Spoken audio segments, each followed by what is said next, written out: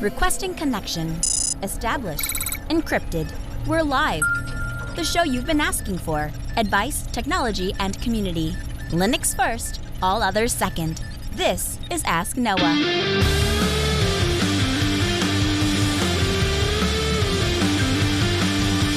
Live from Altispeed Technologies, the Ask Noah Show starts right now. This is the show where we came to do all the things on Linux they said couldn't be done and take your questions on how to do the same. The phone lines are open this hour to be a part of the program. It is a free call, 1-855-450-NOAH. That's 1-855-450-6624, or send an email to live@asknoahshow.com. My name is Noah Chalaya. I am your host. Delighted to be here with you as another episode of the Ask Noah Show kicks off this hour. Joining me, my co-host, Mr. Steve Ovens. Welcome back, sir. Good evening, Noah. Wow, it's been a while since I've been here live. It's been a hot minute, but you're back and you're ready for action. Yep, got in last night and raring to go. Does that include feedback? Is that an okay thing? Yeah, let's do it. Our first email comes in from Ryan. Ryan writes in and says, "Hey, Noah and Steve, I have a feeling I may veer verbose on this question, but you posed some weeks ago. I'm a bit behind. Referencing The Matrix. I'll point to Neo's answer about Morpheus's question, do you believe in fate? Switching to Linux was a life-altering experience. Prior to my first distro, Ubuntu 14.04, computers were obfuscated black boxes, and Linux gave me a clear path of visibility into how a computer works. This precipitated the thought that technology that I control, and it only runs software that I want or need. My entire computing life, I had thought that it took special talents to be a developer. After switching to Linux, I was tangentially introduced to Python. My misconception was getting challenged, and I discovered the joy of coding. I'm currently working on getting my first development job.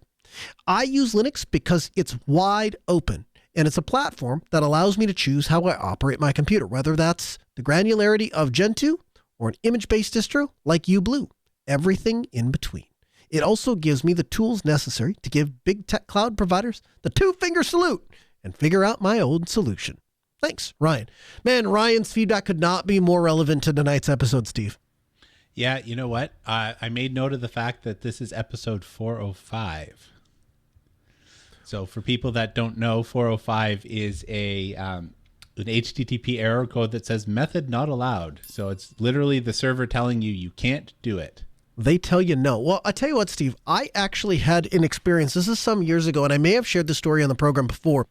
I was working with a hospital, and they were looking to purchase some imaging software that would read the images coming out on medical machines. Now, the images are stored in an open shared, very well understood format called DICOM. And so one would think that the software that you use would be plentiful and there would be lots of different choices. And indeed, there are a bunch of different manufacturers that make it.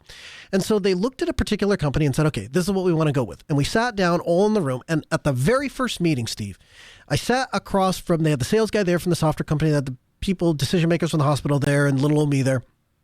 And we start talking. And of course, at that time, this is in the 90s, early 2000s. So it was open source did not have the clout that it has today. And so there's little old me sitting in the room saying, is it open source? Of course it's not open source. This is real software. Okay, all right, got it. So we get past that. And then it turns into, so what does a software license look like? And one of the things that frustrated me and was concerning to me right from the get-go was they had software activation. So it's one thing to have a piece of proprietary software in which I install it, click through the next button, I get to the end. Maybe I enter in a CD key or a product key. Sometimes they've got the little hardware thing. Fine, whatever. It works, and in the end, I can do it all without anybody's help, so it's okay. But this is at the dawn. This is right past the Windows XP era, right? So this is just getting into where software activation is a thing. And so there's a server that sits on the internet that I have no control over, that I have no say in, that I have no oversight over. And if that server is online, that's what allows me to use the software. So I asked the fancy software representative, hey, what happens if server goes down, you guys fold, you decide that... No, not the way it works. Listen, we sell you the software for life. Once you buy it, you get to keep it. You can activate it as many times. There's no limits. There's nothing. Okay, but it's still tied to this activation. Don't you worry about that activation server. It's going to be there for decades. Okay, got it. A few years later, company doesn't go under, but they get bought out by another company. Other company comes in and says, hey, as of X date, we're not going to be supporting software past this version. So you need to upgrade to a newer version. They didn't want to upgrade. They didn't want to spend the money. From their perspective, they'd already spent hundreds of thousands of dollars. The software that they bought still did the thing that they wanted it to do, but they couldn't use it anymore because the server to activate the software is just gone. And I guess, Steve, when you tell me error 405 is method not found, it wasn't just them saying, you can't use this method to access your software. You can't use this method to tie this software to that. You can't use this method to modify the software to do what you want. No, the answer of no came by way of, I paid you for some computer code that would do a thing on a box. You gave me your word that if I gave you X amount of money, that you would make my little box do a specific trick. And now that trick no longer works. And your answer to me when I come to you and say you lied to me by telling me that I was going to be able to do this in perpetuity, and now all of a sudden I can't do it, is sorry, can't help you, new version, spend more money.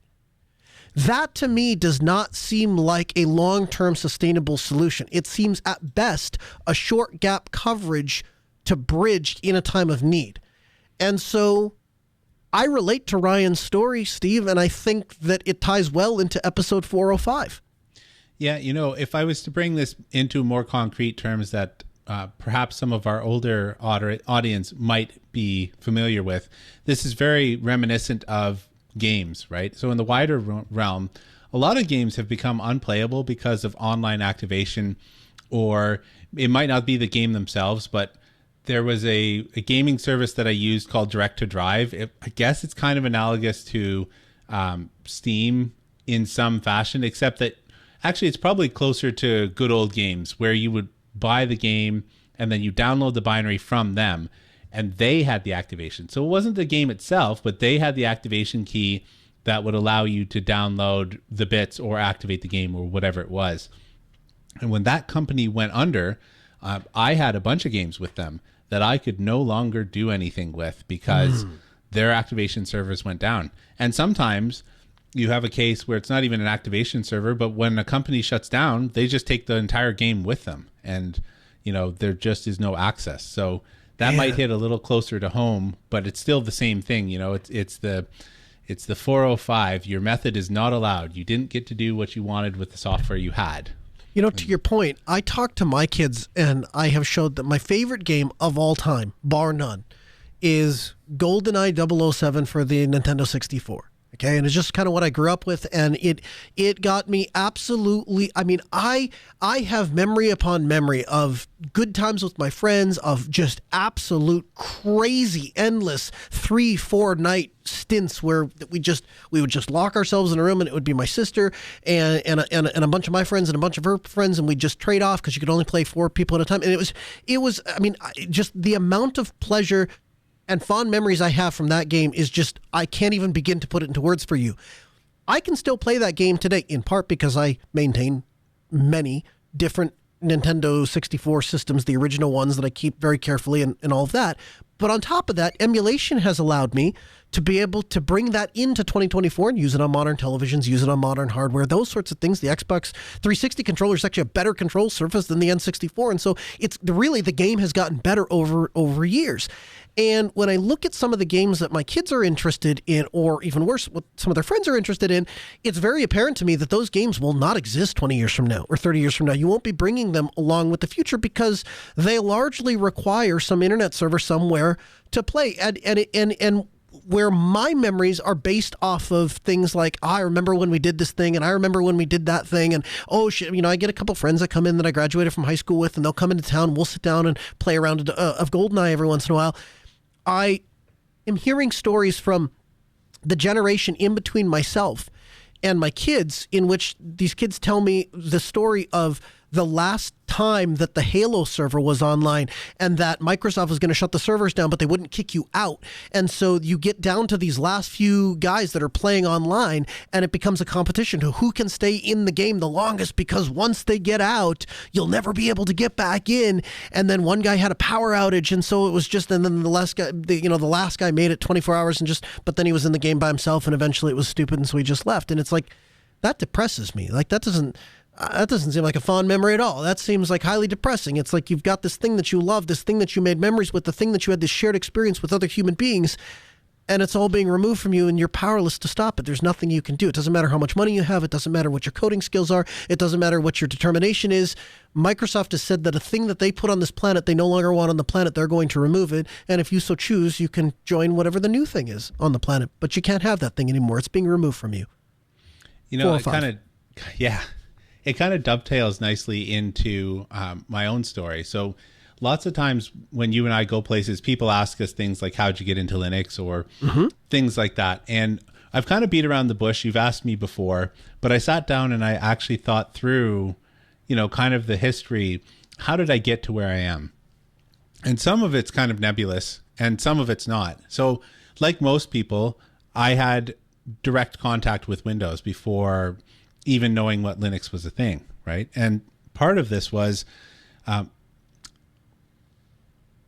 there's a challenge when you're brought up in an ecosystem that you don't even necessarily know that something exists or that the possibility exists.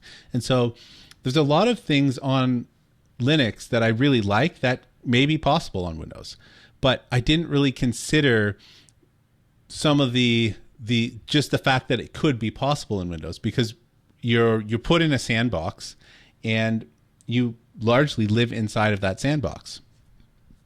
So when I was reflecting on this, I was thinking, you know, this really meant that I didn't, even though I spent a lot of time in the operating system, I was a tinkerer back then. I pulled the lids off of my CPUs. I did the pencil trick where you used to be able to mod the AMD chips in order to make them symmetrical processors by connecting different leads on the processors with lead and stuff like that. I used to do all that sort of stuff under Windows, or I should say in the Windows era for myself. So I was always a tinkerer, but I didn't end up stumbling over a lot of the things that might be possible. And so my story kind of breaks down into two different paths here. There's the open source story, and then there's the operating system story. And while we often talk about Linux and open source, for me, they're two distinct things. So most people in my generation, while cost was a factor, right? Because I started with Linux in university, didn't have a lot of money. So cost is a factor, but like most people, let's just say lots of things on Windows were free. And so it wasn't like a huge consideration. And on top of that, you might be at an institution where you could get a copy of Office or whatever under the school license. And so it was kind of a thing, but it intrigued me, this idea of doing something completely different. And I was scratching my head thinking, what was it that drew me to Linux? It wasn't a thing. It wasn't a limitation of Windows. I didn't just get fed up with Windows. I'm like, there has to be something better out there. I famously ran Windows Me for 30 days straight without rebooting it. That's quite an accomplishment. It was. My best man at my wedding actually told that story to the blank faces of everybody in the audience, I might add. It was quite humorous to me. But by the time that it got to like day 25, you couldn't click anywhere without it popping up and giving you an error. So you literally click on the desktop and it would pop up with the error dialogue. But in a brief aside, we were in high school, we were building a Ruby Goldberg device. And when we went to enter it into the competition thing, we had to give it a name. And my buddy looks over and he's like, let's call it Windows Me. And I said, why Windows Me? And he goes, well, sometimes it works and sometimes it doesn't. That sticks. And so it did. That's what we entered with. So I have this, there was no hatred for Microsoft or no even conception of the open source movement, let's say, as a whole, when I stumbled over Linux back in 2004. But it was like, hey, this thing is different. I like different. It's kind of nerdy. I like nerdy things. I'm going to poke at this for a while, right? And my first distribution was Gentoo, and I spent 3 days, 2.5 days, something like that, compiling GNOME. And I got to the desktop and was like, now what? Right? And it was a long journey for me. And what I found was that I was investigating things from the ground up. This was brand new. For whatever reason, in my house, we had DOS, and then we moved to Windows 3.1. And so like I was there with the journey, and there wasn't as much exploring something from the ground up as much as like being raised with the technology. But when I switched to Linux, I ended up finding out that things were possible. And I think that this was because at the time, the average Linux user was doing more with their computer than the average Windows user. And so when you would search for how do I do X on Linux, you might find several tangents of someone being like, this is another thing that happens all the time in the Linux community. It's like, I want to do this. And someone's like, well, you shouldn't do this. You should do this. Right. You know, and then there's a spin-off. But that led to a lot of discovery. And I personally led to the uncovering of possibilities. And so I found that I really liked the different distributions. I thought that was really neat. The fact that it's silly, but the fact that the UI was different was really interesting to me. And so I liked the way that Unix built things with one tool doing one thing, but really well. Yeah. And for me, that kind of blunted the learning curve. I can very clearly look back at my progression in Linux and see where like I mastered grep. And then eventually I figured out awk, which, by the way, I never migrated to cut. You'll pull awk out of my hands. But it's kind of like I did this thing. And then, I was able to like attach this piece over here and build up these weird chains. And so some things might have been possible under Windows, but I don't know that would have gotten there with Windows, just because the discoverability isn't the same. Like what the average Windows user is like, go download this exe where someone did the programming for the thing that you wanted it to do. And if it didn't do exactly what you wanted to do, it was close enough. Whereas with Linux, it's like, no, you can get in there and pull things apart. And, nothing stopped me from being silly with the operating system. I did really, just looking back at it, like that was silly. I have no idea why I did it like that. Back in the days where, you could blow up your monitor because you set your XOR conf wrong, or, and I mean, literally blow up your monitor. For those young people who never saw that, you actually had to go in and set the specs for your monitor. And so if you got those misaligned, the video card would dutifully just output exactly what you told it. And it could actually cause your monitor to pop and, see the magic smoke. And so I'll cap this off with, why my personal story is split into two. When I think about the open source side, when I was doing Linux, it had nothing to do with open source. Again, being a college student, everything was free in some fashion. So it had nothing to do with the ideals or the open source nature. I didn't do any programming really back then. And it was more, this thing intrigues me. However, I stayed for the open source. So I absolutely got in there and edited things that I didn't like. I edited UIs. I made my own UI for things. I have gone in and done pull requests, and for my job and leading up to the path that got me into my job, reading the source code was essential. Like I learned to make a fork of Anaconda, which was the Red Hat installer back in the day, in order to customize something for my client. There's absolutely no way I would have been able to do that with the Windows installer with the level of access that my company, this tiny little company, had to Microsoft, right? The bigger ones, sure, Microsoft will open up if you're big enough.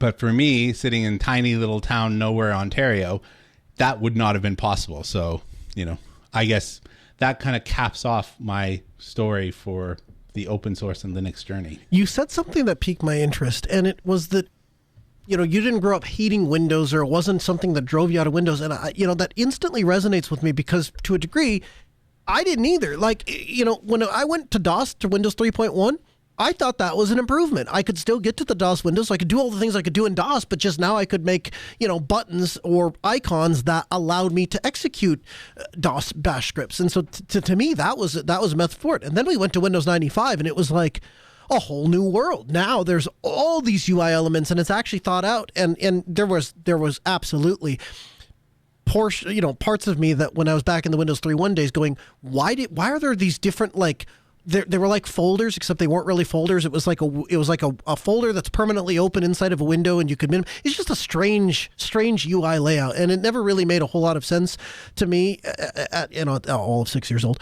And so as I got into Windows 95, it felt like a dramatic improvement. And then 98 came out, and that was an even better improvement. And then they came out with 98 second edition, and you could get the extra pack, and you had more wallpapers, and it kept getting better and better and better, and I kept getting more and more excited.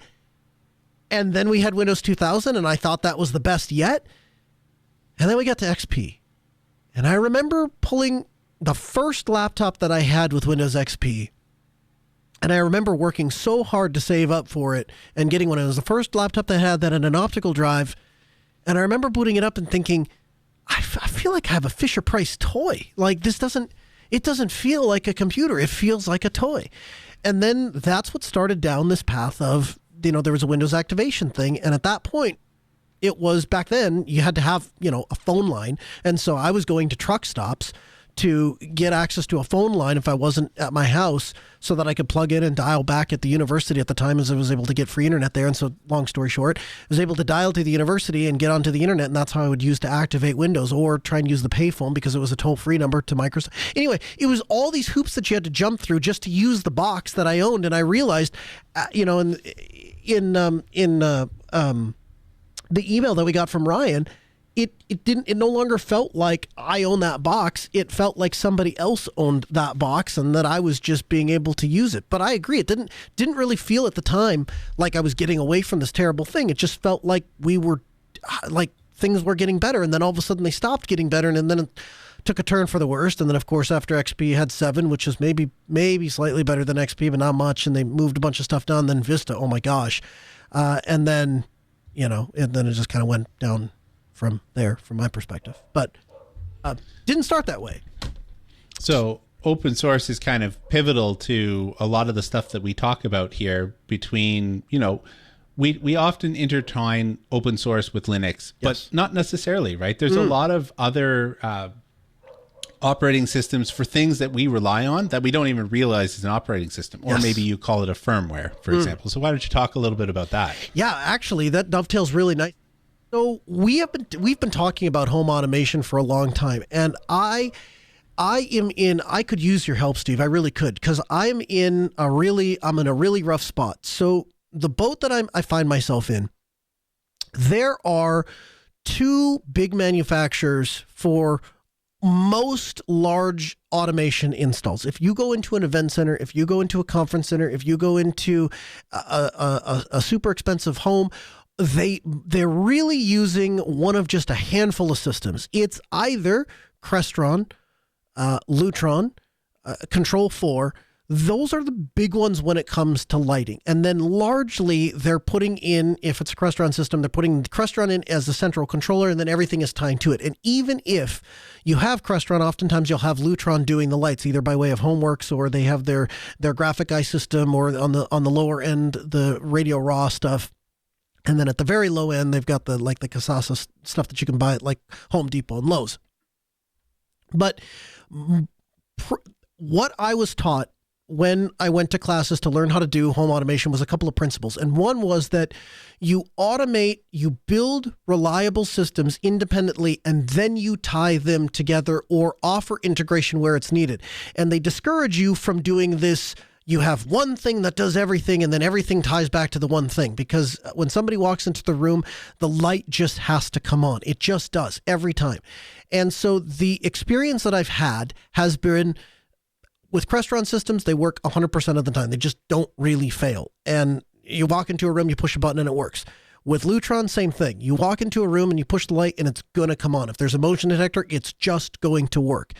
And when I look deeply at how they achieve that level of reliability, the things that they do are things like Crestron, for example, all of their things are hardwired. So they run wire, they call CrestNet, wires to all of the devices. And so there's a physical wire that's how that thing talks. In the case of Radio Raw, it is using a specific RF frequency in the 400 megahertz that Lutron has licensed and says, hey, this is the only thing that's going to talk on this frequency, and it's protected, and so you're not going to have interference because it's the only thing operating on that. And then when you get into things like the HomeWorks or the Graphic Eye, those things, again, they go back to running basically like a 4-wire serial thing around to wire in all the switches. And so that's where I've started from, and that's currently what's in my house, and it's what's worked well. And so I've been very reluctant to pull away from it because of the spousal approval factor, and I have an automation system that my wife will let me have because it always works. The problem that I ran into, Steve, is I became aware of a neighborhood in Grand Forks in which they decided to build a bunch of houses as smart homes. Now, these are not cheap little one-off houses. These are like $1 million plus homes. And so the tenants that are in those homes are what you might describe as very demanding clientele. They have an expectation that things are going to look a certain way, that they're going to perform a certain way, and largely that the only time you're going to be needed is when you come in to do the initial install or maybe some minor upgrades kind of a thing. But largely, they don't want to have to call for problems. If there's problems, then I've kind of lost before I started.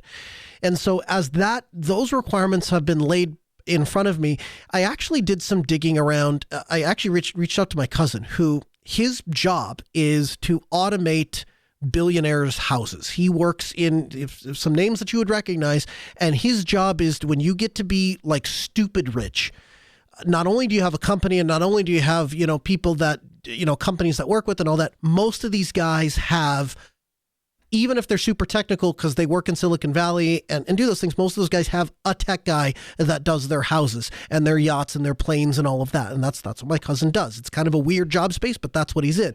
And so I thought, if anybody would know, I want somebody to tell me where a good place to draw a line and where a bad place to draw the line. And so I started taking like the forensic pathologist approach to things insofar as I'm going to try to rule stuff out. What won't I use because it's going to be a bad experience? And so right off the bat, I can look and say, from my own experience, X10, it is literally one step above a bad science project. It doesn't scale well. It doesn't work reliably. It's not great. It's not going to be an experience that you're going to want to put inside of $1 million home. So I can cast that aside. Then I get into Zigbee. Honestly, Steve, your description and your experience of Zigbee is enough for me to rule it out. I get it's open source. I get that it's more an open protocol. I think that's great. I hope someday it gets there. But at this point, and I know that there are people that will write into this program and have written into this program to tell me the success they have. But again, I'm skeptical of it largely, if I'm being honest, because of your experience. Then I get to Z-Wave, and Z-Wave I tried to rule out. I tried to rule out Z-Wave because in general, mesh technology is not, it is the antithesis of I'm going to survey a room, or survey a house, I'm going to find out where I can get radio signals and where I need hardwired things, and then I'm going to drop hardwires where I need hardwires, and I'm going to put radios where I need radios, and I'm going to carefully plan out where everything's going to go so that everything can hear.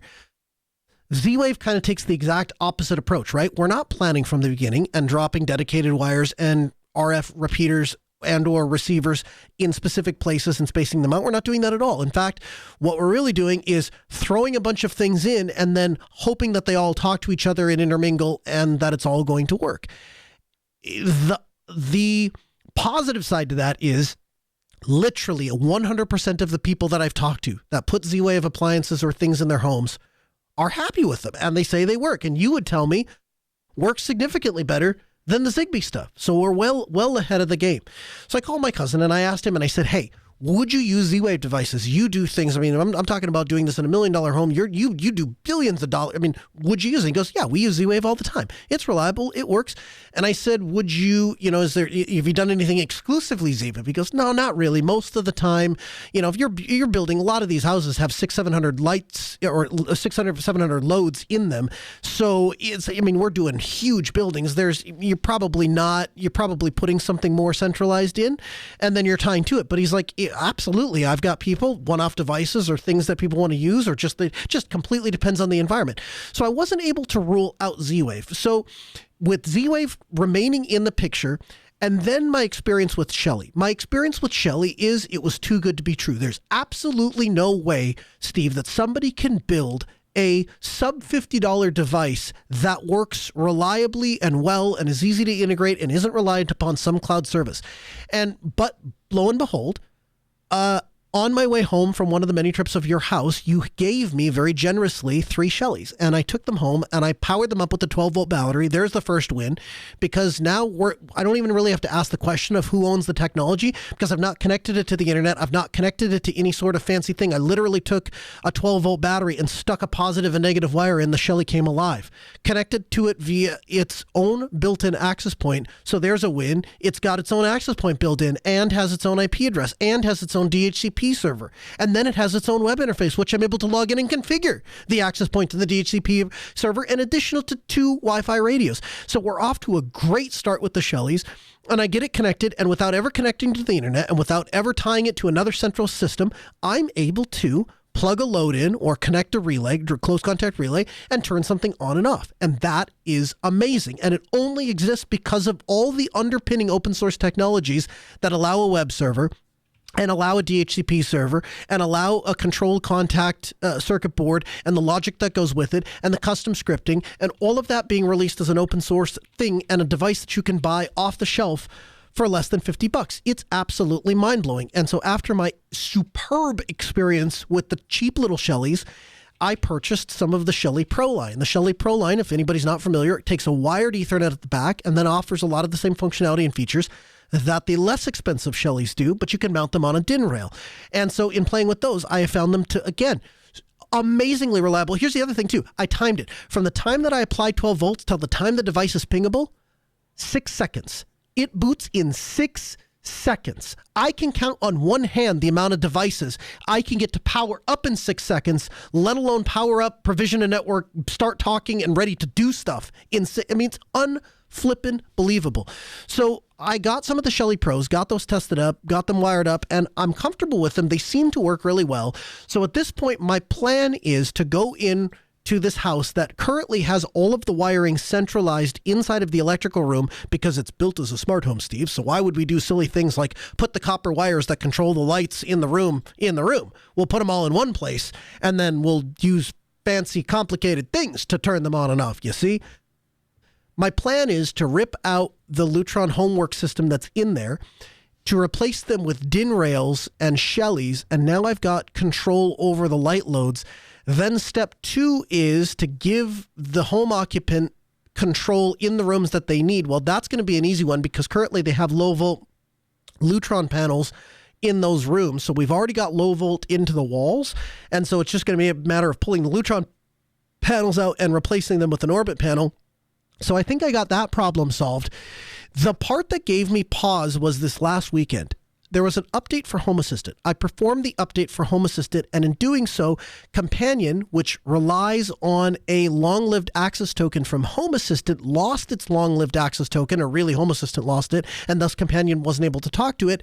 And the end result was the Orbit panel wouldn't turn the lights on and off. Now, we're 2 weeks in, and so obviously this guy, like within seconds, I have right in front of my face, there's my wife. Hey, it's not working. You told me this was going to be reliable and it's not working. And as I process through this, a couple things occurred to me. So one, it's my bad for performing an update. I made a change to the system and I didn't bother to check to make sure that everything was back the way it is. So let's put that part off on me. I should have done that when making an upgrade. The second part of it is maybe there's some glue that could have been better from the open source side to make sure that when you have a thing that's controlling and this thing restarts, that this long-lived access token, maybe there's a way to make that persistent or there's a different way to solve that problem. I'm not sure.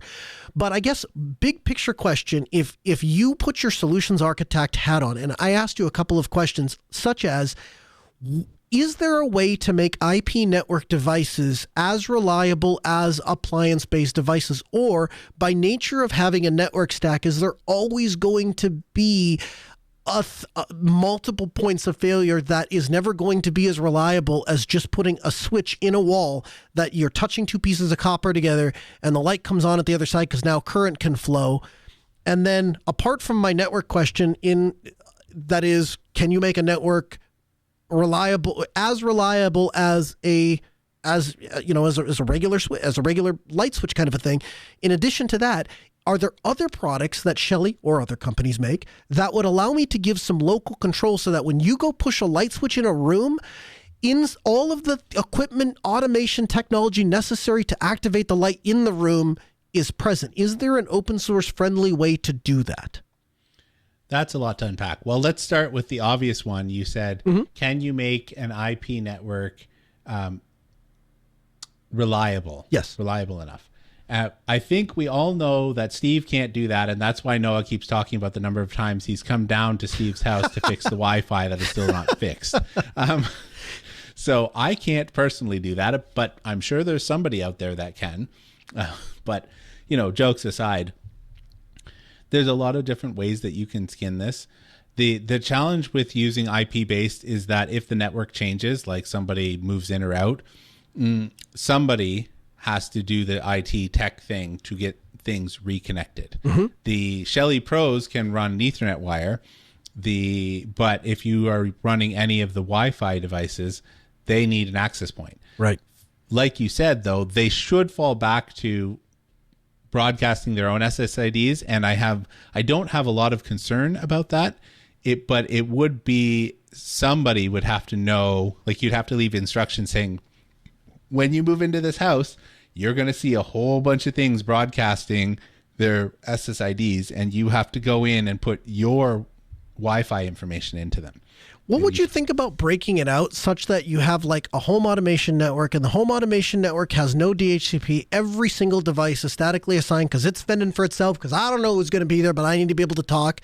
And if there is Wi-Fi, and I would highly prefer there not to be, I'd highly prefer everything to either be hardwired or run through Z-Wave. But let's just say there is something, then it's a dedicated SSID with a dedicated PSK, and that infrastructure, to include the access point and the switch from which it runs on, is all separate from the internet Wi-Fi, for lack of a better way to phrase that. I mean, if you set it up that way and that equipment does not move when somebody moves out, you could get away with that. Okay. The challenge is, I don't think you're going to get away from Wi-Fi for some of the houses. So I know some more of the kind of the behind the scenes stuff that Noah's dealing with. And so in those cases, if you want it to act similar to a regular house, you're still going to have some level of challenge, because the devices that you might use. So I'll give you a for instance.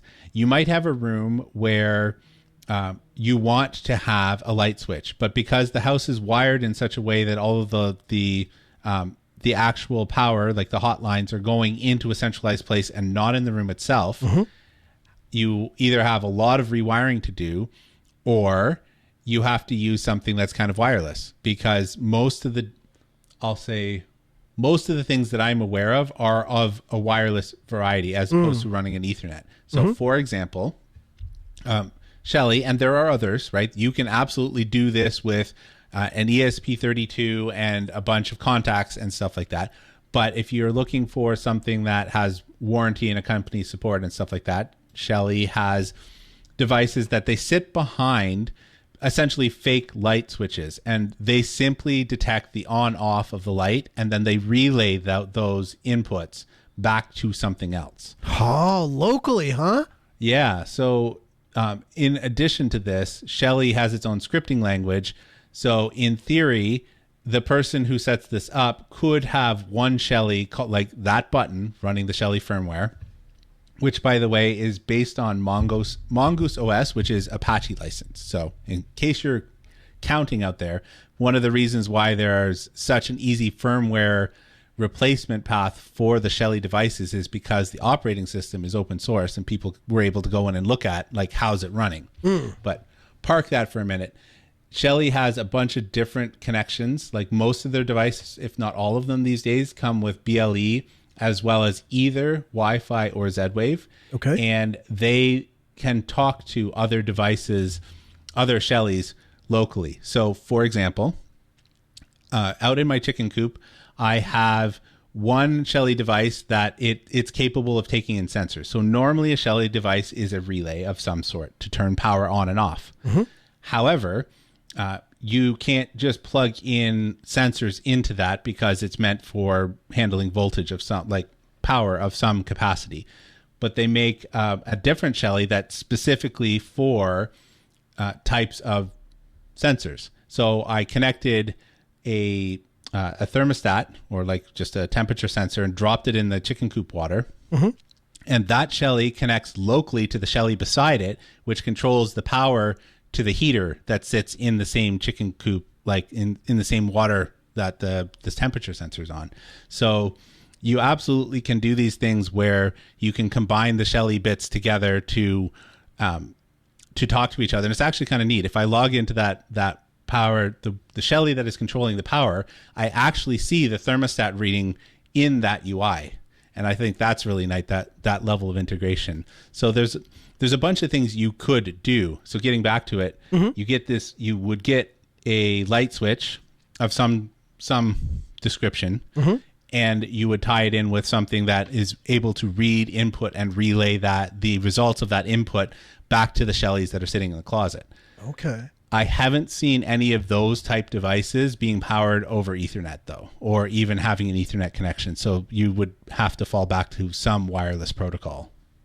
Okay. Well, that's helpful. Now, Sleuth in the chat room says, Noah, don't use static IPs. DHCP is easier for others to drop in a new network and everything will talk. You don't want IP conflicts or different IP ranges to affect things. So part of my thought with the statics is you wouldn't treat it as a network. You wouldn't treat them as network devices. They are appliances. They are house. They are utility things. It's like your furnace or it's like your air conditioner.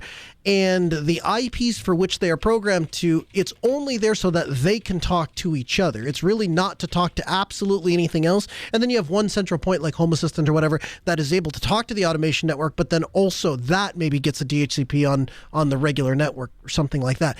Now, Steve, you had a similar experience in your parents' house insofar as you were able to install something and just not come back to it. Tell me how you did that, because that's what I'm looking to do. I want to put this in one time and I don't want to think about it again. So really briefly, as I didn't do much, but I grabbed a Raspberry Pi 4 and an SSD because we all know that eventually the SD cards wear out. And I put Home Assistant on it, and then they have a couple of closets where, for whatever reason, the closet has the light all the way at the back. And again, for whatever reason, it's one of those where you pull the string to turn the light on. Mm-hmm. So you basically have to fumble your way into the dark closet to pull the string. And again, the same thing on the way out. You pull the string and then fumble your way out of the closet. So you need a light to see your light. Exactly. I got a door sensor, and I just got a contact sensor and an ESP 8266, and I wired those together, and then I set the relay into the light. And so that ESP 8266 and Home Assistant have been running easily 5 years with no one looking at it, because when I moved out of the country and the pandemic before that, I hadn't been doing any maintenance, and I guarantee both my parents have forgotten that's how that closet works. To them, they just open up the door and the light turns on, they close the door and the light goes off. Magic. Steve is so magical, him with his gadgets. It's magical, the fact that thing just keeps working. It's not, it's powered, it's not on battery, and it just keeps plugging away, because it's almost as mechanical as you can get in that situation.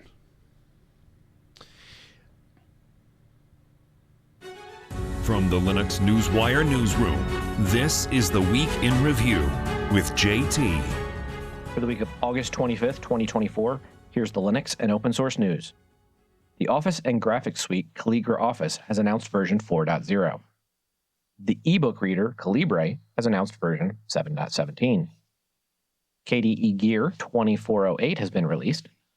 The Puppy Linux successor EasyOS gets updated to version 6.2.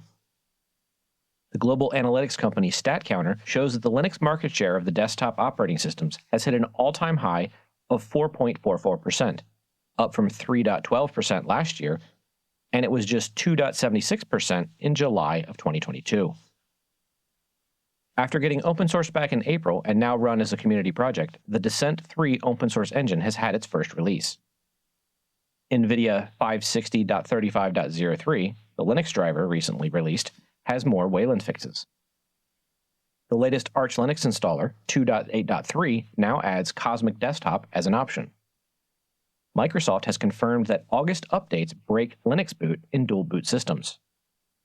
Phoronix has benchmarked AMD's latest Ryzen 9 processor in 5 different Linux distros, including one featuring Intel optimizations. Interestingly, it discovered that the Zen 5 chip runs up to 16% faster with the Intel optimized distro. NASA has awarded $1.4 million to 15 teams developing new technologies that advance and streamline the open source sharing of scientific information. In open source security news, a malicious plugin was found for Pigeon that contains a keylogger and would share screenshots with unwanted parties. A stealthy Linux malware named SetX has been evading detection since 2022 using a persistence technique not yet included in the MITRE attack framework. The malware was discovered by risk management firm Strauss Freinberg, and it enables its operators to create reverse shells for remote access. In open source AI news, Hugging Face Tutorials aims to enable users to learn how to build AI-powered robots. Abacus AI, the company that formerly released the Smog 72 billion model, has released Dakaris, a new family of LLMs focused on coding. A new version of the open source AI definition has been released by the Open Source Initiative with one new feature and cleaner text, and is based on comments received from public discussions and recommendations. They are planning on having a stable release of their definition by the end of October 2024 at All Things Open. And lastly, on the 25th of August, Linux turned 33.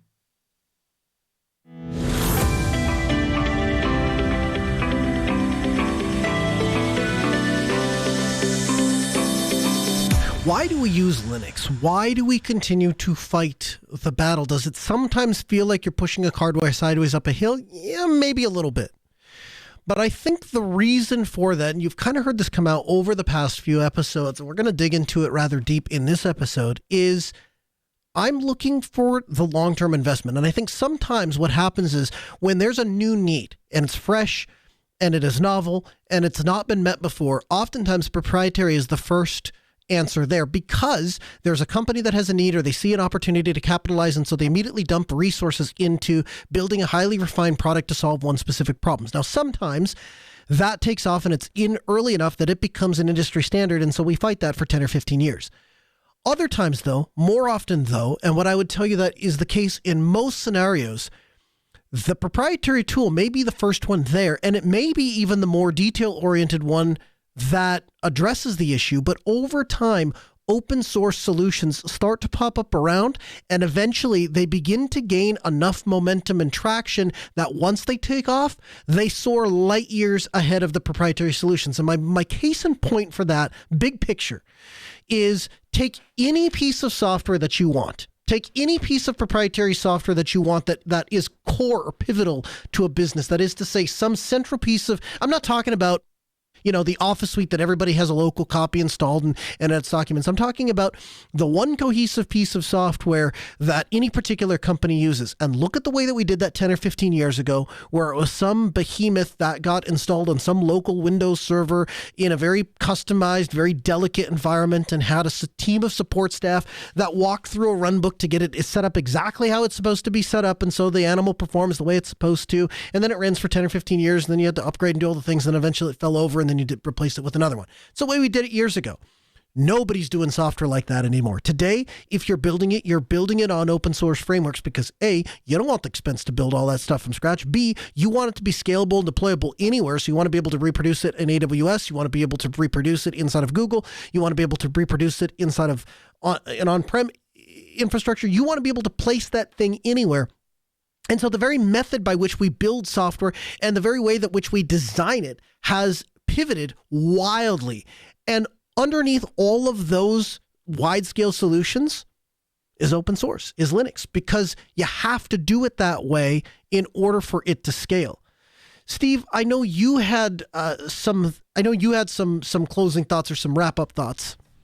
So I was just thinking about coming back to how we are dealing with our computing philosophy, right? And the idea of not being allowed to do something as I get older kind of strikes a stronger chord to me. Like I feel like outside of desperation, I probably would not go back to a company that required me to run Windows and really constrained me in such a way. And I think about a lot of the proprietary solutions out there, and I'm really not hating on them. Just thinking about how if there's a use case and they do what you want, that's great. It really legitimately is. I've moved beyond my, let's say, conversion years. I've learned that converting somebody is probably not going to stick in the long run. But for me, I often push the bounds of something, even accidentally, just being a person that goes and pokes things. And so hitting a wall where the thing that is supposed to be enabling you to explore and be creative, and that thing says no, that just doesn't appeal to me anymore. I want to be able to poke things. I want to be able to look at the code. I like to turn things over. I even look at code that I have no idea what language it's in, right? Because I'm definitely not proficient in very many. I can hack my way around Go, and I'm pretty good at Python. And outside of that, I might be able to figure out what it's doing if I looked hard enough. But the idea, we wanted to come back to why do we use Linux? And we really felt, both of us, that it had to do with the fact that there is freedom here. Nobody's going to tell you no. The system doesn't even often do a very good job of guarding you against things it knows it's a bad idea. Like, you sure you want to remove all of the dependencies for this thing, but not the program itself? Sure, no problem. But with that freedom, it means that you are actually in control, and it makes it sound like a bunch of control freaks. But at the end of the day, when you're trying to fix something, and you run into a situation where it's a binary blob that gives you a problem, like a driver that you can't solve, or a thing that you can actually get in. And I've done this before, like found a problem and patched it on my local thing just so that I could kind of limp along. That's the difference between being happy with your computing experience and just letting somebody else be in the driver's seat. In the end, I am never going to look at a computer like a magical box. I'm just not. I didn't grow up with that generation, and I guess maybe it's beyond me. And I get disappointed as I watch kids go through an electronics store and look at technology as for, like, what can it do for me? Like, what can I buy and take out of the box and it will just do for me? And I've never approached technology. It's not my nature. It's not what I like. I look at technology and what can I do with it? And so to a degree, I am not wired to look at a computer any other way than just a box that I want to use to do a cool trick with. I can make it do a magic trick, right? And so in the same way that Thomas Edison figured out, if we apply electricity to the right kind of apparatus, we can see what we're doing, and that's a useful trick in life to have. I like the idea that when I have complex problems that I want to solve, that I can hand them off either by way of storing things and or figuring things out. I like that I can hand that off to a box. And the moment that I can't control that box anymore, and that box is controlling me, it's no longer of benefit to my life, and it's no longer something I'm willing to invest time or energy. And I think for some people, if you're just trying to get something done, sure, fine. It's a tool for a job. Absolutely. And then you're done with it at 5 o'clock and you turn it off and nobody's the wiser. If that's the way you want to approach it, I can't talk you out of it. And I'm not necessarily interested in doing so. But if you're a person that all of your kids' memories, all of the journal articles that you or somebody else wrote, or if you went through a rough time in life and artifacts of that and reminders and lessons that you can learn are available to you via technology, then it's way more than just a software license. There's something deeper rooted in there. And that technology either allows you to accomplish something you ordinarily wouldn't be able to accomplish, or at a very minimum, it enhances your life and becomes a force multiplier for you as you're trying to go through and do things. And I think if you're trying to make that investment, if you're trying to leverage technology in that way, then open source is the best way to do it, because it's the way that nobody can take away from you. You'll land on your tools and you'll have them for the rest of your life. Music and errors means we're out of time. I thank you for joining us. Podcast.Ask Noah Show. If you want the backlog, the show notes, follow us on Twitter at Colonel Linux, at Linux Ovens the Show, at Ask Noah Show. Back next Tuesday, 6 p.m. Central. AskNoahShow.com.